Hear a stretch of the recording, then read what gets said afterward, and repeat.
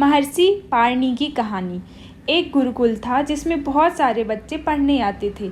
एक बार की बात है कि गुरुजी सभी विद्यार्थियों को पढ़ा रहे थे, मगर एक विद्यार्थी ऐसा था जिसे बार बार समझाने पर भी समझ में नहीं आ रहा था।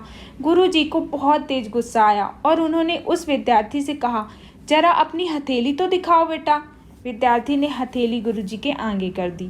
हथेली देखकर गुरुजी बोले, बेटा तुम घर चले जाओ, आश्रम में रहकर अपना समय व्यर्थ मत करो, तुम्हारे भाग में विद्या नहीं है।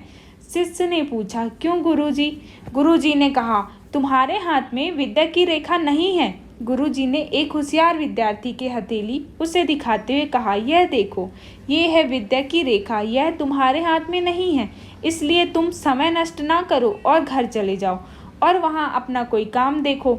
यह सुनने के बाद उस विद्यार्थी ने अपने जेब से एक चाकू निकाला, जिसका प्रयोग वह रोज सुबह अपनी दातून काटने के लिए करता था। उस चाकू से उसने अपने हाथ में एक गहरी लकीर बना दी। हाथ से खून बहने लगा। तब वह गुरुजी से बोला, मैंने अपने हाथ में विद्या की रेखा बना ली है गुरुजी, यह देखिए। यह देखकर गुरुजी द्रवित हो गए और उन्होंने उस विद्यार्थी को गले से लगा लिया। गुरुजी बोले, बेटा तुम्हें विद्या सीखने से कोई ताकत नहीं रोक सकती है।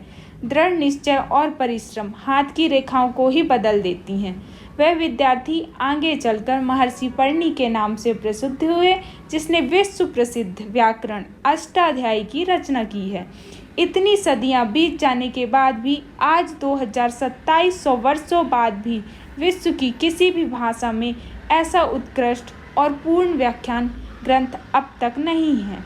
इस कहानी की शिक्षा ये है कि लोग चाहे जो भी बोलें, हम हर एक को गलत साबित करते हुए अपनी लगन और कठिन परिश्रम के दम पर जो चाहें वो सब कुछ हासिल कर सकते हैं। अगर कहानी पसंद आई हो तो लाइक और सब्सक्राइब कीजिए। धन्यवाद।